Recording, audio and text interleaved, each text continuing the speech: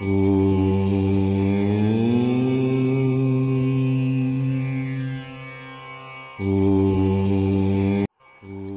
संहिता के द्वितीय खंड के 14वें अध्याय में दक्ष की 60 कन्याओं का विवाह किस प्रकार हुआ, इस बारे में वर्णन सुनेंगे।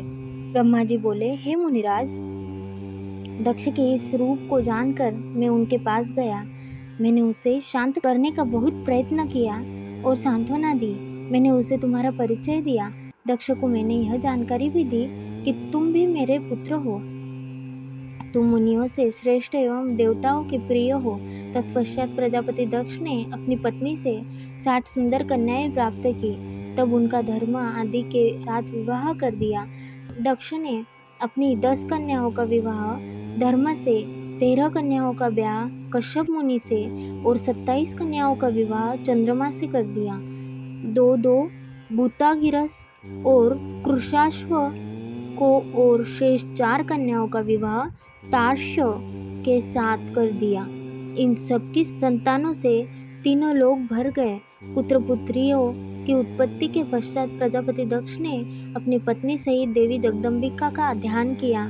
देवी की बहुत स्तुति की। प्रजापति दक्ष की सपत्नीक स्तुति से देवी जगदम्बिका ने प्रसन्न होकर दक्ष की पत्नी के गर्भ से जन्म लेने का निश्चय किया। उत्तम मुहूर्त देखकर दक्ष पत्नी ने गर्भ धारण किया। उस समय उनकी शोभा बढ़ गई। भगवती के निवास के प्रभाव से दक्ष पत्नी महामंगल रूपिणी हो गई। देवी को गर्भ में जानकर सभी देवी देवताओं ने जगदम्बा की स्तुति की। 9 महीने बीत जाने पर शुभ मुहूर्त में देवी भगवती का जन्म हुआ। उनका मुख दिव्य आभा से सुशोभित था। उनके जन्म के समय आकाश से फूलों की वर्षा होने लगी और मेघ जल बरसने लगे। देवता आकाश में खड़े मांगलिक ध्वनि करने लगे। यज्ञ की बुझी हुई अग्नि पुनः जलने लगी।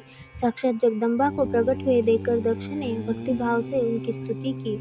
स्तुति सुनकर देवी प्रसन्न होकर बोली, हे प्रजापते, तुम्हारी तपस्या से प्रसन्न होकर मैंने तुम्हारे घर में पुत्री के रूप में जन्म लेने का जो वर दिया था वह आज पूर्ण हो गया है। यह कहकर उन्होंने पुनः शिशु रूप धारण कर लिया तथा रोने लगी। उनका रोना सुनकर दासियां उन्हें चुप कराने हेतु वहां एकत्र हो गई। जन्मोत्सव में गीत और अनेक वाद्य यंत्र बजने लगे। दक्ष ने वैदिक रीति से अनुष्ठान किया और ब्राह्मणों को दान दिया। उन्होंने अपनी पुत्री का नाम उमा रखा। देवी उमा का पालन बहुत अच्छे तरीके से किया जा रहा था। वह बालकपन में बहुत सी लीलाएं करती थी। देवी उमा इस प्रकार बढ़ने लगी जैसे शुक्ल पक्ष में चंद्रमा की कला बढ़ती है। जब भी वे अपनी सखियों के साथ बैठती, वे भगवान शिव की मूर्ति को ही चित्रित करती थी। वे सदा प्रभु शिव के भजन गाती थी, उन्हीं का स्मरण करती और भगवान शिव की भक्ति में ही लीन रहती। ओम नमः शिवाय।